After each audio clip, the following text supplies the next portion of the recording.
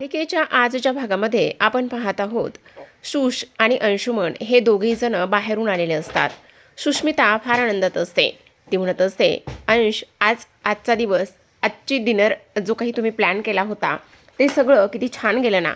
खरंच आपण अधूनमधून असं डिनर डेटला गेलं पाहिजे. तेव्हा तो म्हणत असतो, हो नक्कीच जाऊयात.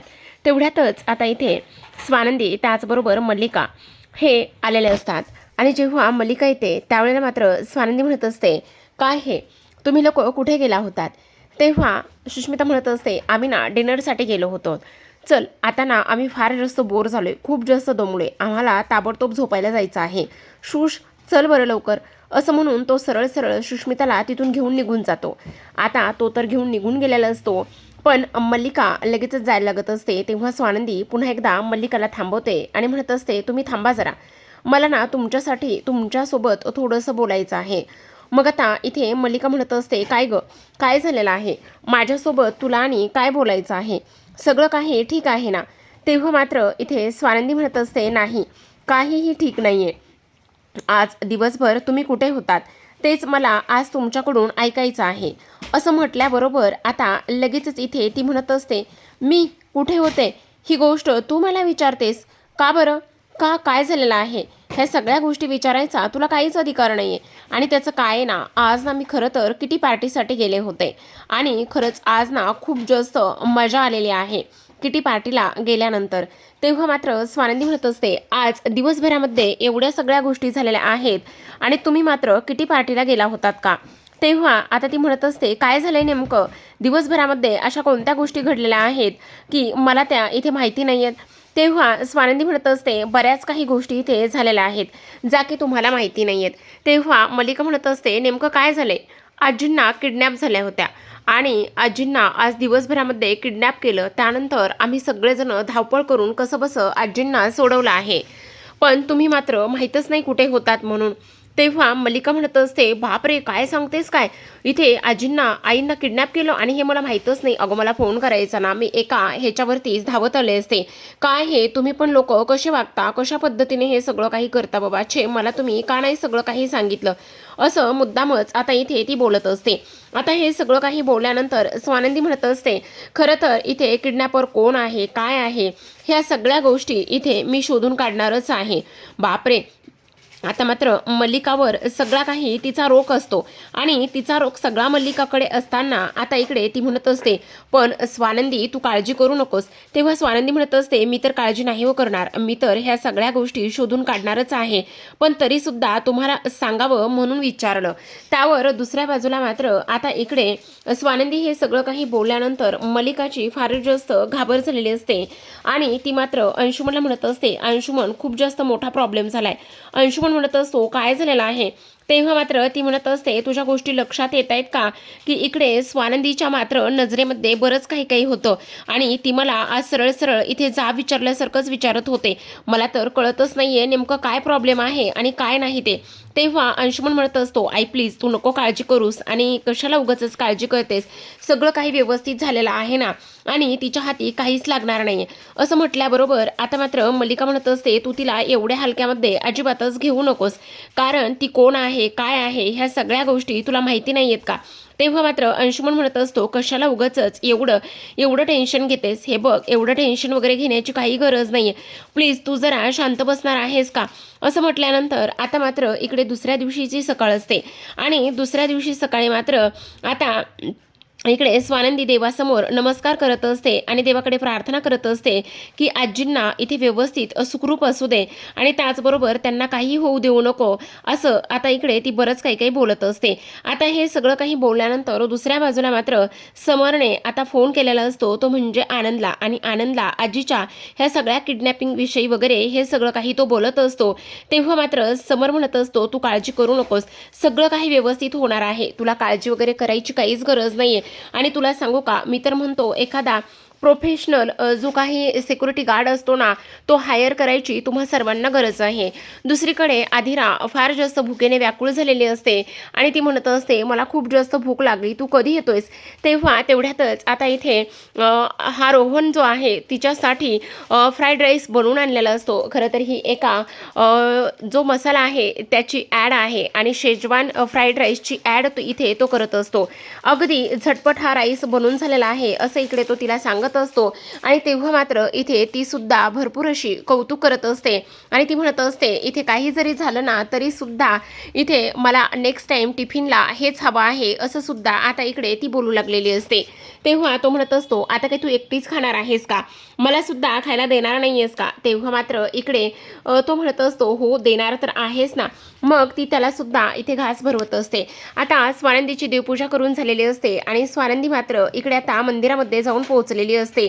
कारण स्वानंदीला इथे काही जरी झालं ना तरी आजींच्या किडनॅपिंगच्या मागे कोणाचा हात आहे, नेमकं ह्या सगळ्या गोष्टीमागे कोण आहे, काय आहे, ह्या सगळ्या गोष्टी तिला इथे शोधायच्या असतात आणि म्हणून ती मंदिरामध्ये जाऊन आजींचा फोटो दाखवून चौकशी करू लागलेली असते. तेव्हा इथे दुसऱ्या बाजूला मात्र चौकशी करत असताना समोरून तिला काही गुंड दिसतात, दोघे जण. आणि तेव्हा तिला आठवतं की हे गुंड मात्र आमच्या घरी आले होते आणि हे गुंड आमच्या घरी येऊन अंशुमनचे मित्र आहोत असं सांगितलेलं होतं आणि अंशुमनचे मित्र आहेत असं सांगितल्यानंतर मात्र आता स्वानंदी फार जास्त अलर्ट झालेली असते. ती आता इकडे विचार करू लागलेली असते की हे सगळं काही काय आहे आणि त्याचबरोबर हा माणूस नेमका कोण आहे, ह्या सगळ्या गोष्टींचा आता इकडे ती विचार करू लागलेली असते आणि ह्या माणसांना पकडलं पाहिजे असा सुद्धा आता इकडे ती विचार करत असते. त्याच वेळेला आता इकडे ती त्या गुंडांच्या मागे पाठलाग करू लागलेली असते. दुसरीकडे आपण पाहतो आता स्वानंदी घरी नसते, पण मल्लिकाला फक्त आणि फक्त समरशी बोलायचं असतं. तिला जाणून घ्यायचं असतं की नेमकं ह्याच्या मनामध्ये काय सुरू आहे आणि त्याचबरोबर आजींच्या तब्येतीविषयी, आजी गायब झाल्या ह्या सगळ्या गोष्टीविषयी थोडीशी चौकशी करूयात असं सुद्धा तिच्या मनामध्ये सुरू असतं आणि त्यामुळे ती तिथे आलेली असते. आता समरला म्हणत असते, समर खरं सांगू का, मला जर ह्या सगळ्या गोष्टी माहिती असते ना तर बाबा मी तर ना इथे किटी पार्टीला गेलीच नसते, पण आपल्या आईंची तब्येत ना आणि काळजी हे सगळं फार महत्त्वाचं आहे. समर म्हणत असतो, काळजी करू नकोस काकू, सगळं काही व्यवस्थित होईल. मल्लिका म्हणत असते, तुला सांगू का, तू एवढा मोठा बिझनेसमॅन आहेस ना त्यामुळे आता इकडे एक्स्ट्राची काळजी घेतली पाहिजे. तेव्हा समर म्हणत असतो, हो काकू तू बोलतेस ना ते अगदी बरोबर आहे, एक्स्ट्राचीच काळजी घेतली पाहिजे आणि तीच काळजी आता आपण घेणार आहोत. काळजी करण्याची कुणालाच काहीच गरज नाही असं सुद्धा तो इथे बोलत असतो. तेव्हा मल्लिका म्हणत असते, आदिरा, अर्पिता, रोहन, मी आपल्या सर्वांच्या जीवाला बेतू शकतो ना. तेव्हा समर म्हणत असतो, त्याची मी ऑलरेडीच तरतूद करून ठेवलेली आहे, त्यामुळे काळजी वगैरे करण्याची कोणाला काहीच गरज नाही असं सुद्धा आता इकडे ती बोलत असते. आता हे सर्व काही बोलल्यानंतर मात्र इथे आपण पाहतो मुद्दामच मल्लिका म्हणत असते, मला एक गोष्ट सांग, इथे स्वानंदी मात्र कुठे गेली आहे, काही तुला माहिती आहे का?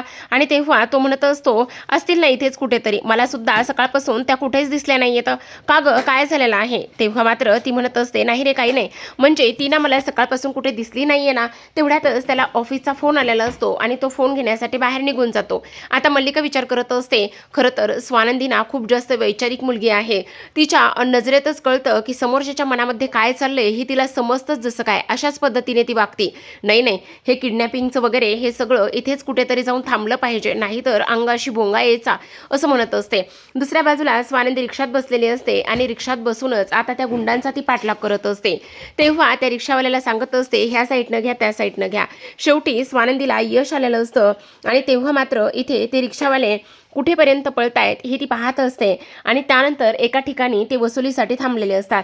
स्वानंदी मात्र धावत त्यांच्याकडे जाते आणि तेव्हा ती म्हणत असते, तुम्ही त्या दिवशी आमच्या घरी आला होतात ना, म्हणजे अंशुमन राजवाडेकडे तुम्ही आला होतात ना, तुम्ही त्याला कसे ओळखता? तेव्हा मात्र इकडे ते गुंड म्हणत असतात, हे सगळं तुम्ही आम्हाला विचारण्यापेक्षा त्यांनाच विचारा ना, हे सगळ्या गोष्टी तुम्ही आम्हाला का बरं विचारताय?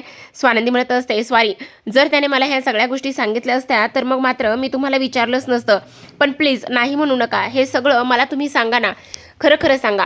तेव्हा मात्र गुंड सांगत असतात, त्याने आमच्याकडे आमच्या शेटकडून रेस लावण्यासाठी काही पैसे घेतले होते, मग त्याने तुमचे ते पैसे दिले का? हो दिले ना. कधी? कालच पैसे दिले. काय काय सांगताय काय? किती घेतले होते? लाखो रुपये घेतले होते असं आता इकडे ती लोक सांगत असतात. आणि ह्या सगळ्या गोष्टी सांगितल्यानंतर आता स्वानंदी त्यांच्याकडे रिक्वेस्ट करत असते, हे सगळं तुम्ही त्याच्या मोठ्या भावासमोर म्हणजेच समर राजवाडे समोर येऊन सांगाल का? असं म्हटल्याबरोबर ती लोक म्हणत असतात, पण आम्हाला पोलिसात तर देणार नाही ना. तेव्हा स्वानंदी म्हणत असते, अजिबातच नाही. काही जरी झालं ना तरी मी तुम्हाला पोलिसामध्ये वगैरे अजिबातच देणार नाही. आता दुसऱ्या बाजूला मात्र आपण पाहतो, इकडे समर हा आजीला चालायला मदत करत असतो, हाताला धरूनच सगळ्या गोष्टी करण्याचं काम करत असतो. तेवढ्यातच आता आजी म्हणत असतात, मला ना आजारी असल्याचं फील होतंय, नको ना एवढं सगळं काही तू माझ्यासाठी करू. तेवढ्यातच समोरून मल्लिका, अंश आणि त्याचबरोबर शुश हे तिघेजण आलेले असतात. जेव्हा ते तिघेजण येतात त्यावेळेला मात्र इथे आता आजी म्हणत असतात, काय झालं.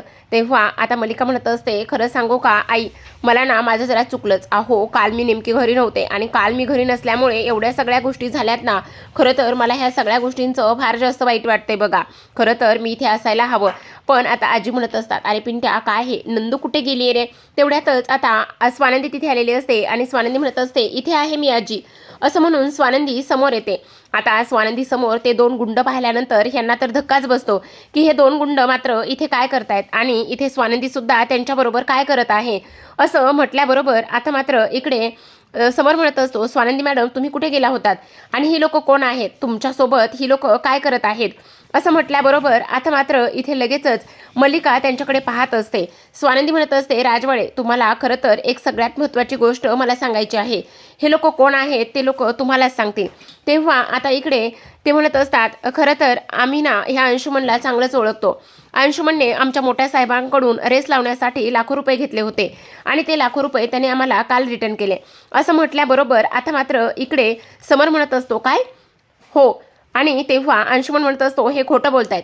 तेव्हा मात्र समर त्याच्यावर आवाज चढून बोलत असतो आणि म्हणत असतो, तू आत्ताच्या आत्ता शांत बस, एक शब्द सुद्धा तोंडातून काढायचा नाही, समजलं तुला. स्वानंदी मॅडम हे सगळं काय आहे. स्वानंदी म्हणत असते, किडनॅपिंगच्या मागे ह्याचाच काहीतरी हात आहे असं मला वाटतंय. मग आता ती लोक तिथून निघून जातात आणि ते लोक निघून गेल्यानंतर इकडे मात्र समर म्हणत असतो, अंशुमन लाज विकून खाल्ली आहेस का. अरे आम्ही कष्ट करून इथे पैसे कमवतो आणि तू मात्र असं वायफळ खर्च करतोस. आत्ता माझ्यासाठी माझ्या आजींची तब्येत फार महत्त्वाची आहे, त्यामुळे जोपर्यंत आजी बरी होत नाही तोपर्यंत ह्या विषयावर मी बोलणार नाही. पण एकदा आजी बरी झाली ना तर त्यानंतर तुझ्याकडे मी चांगलाच बघणार आहे. असं म्हणून तो आजीला घेऊन जात असतो. पण स्वानंदी तेवढ्यातच त्याला थांबवते आणि म्हणत असते, मी तुम्हाला म्हटलं की आजीच्या किडनॅपिंग मागे मला आणखी काही बोलायचंय, तर ह्या सगळ्या गोष्टीच्या मागे अंशुमनचा हात आहे असं ती बोलत असते. आणि तेव्हा मात्र अंशुमन म्हणत असतो, काय बोलतेस वहिनी तू, हे असलं मी काही केलेलं नाहीये. तेव्हा मात्र स्वानंदी म्हणत असते, मग मला एक गोष्ट सांग, तुझ्याकडे लाखो रुपये रातोरात कुठून आले आणि त्या लोकांचे पैसे तू नेमके दिलेस कुठून, असा स्वानंदीचा प्रश्न असतो. तर आता अंशुमन ह्या सगळ्या गोष्टीला काय उत्तर देईल हे पाहणं फार इंटरेस्टिंग आहे. तर पाहत राहा.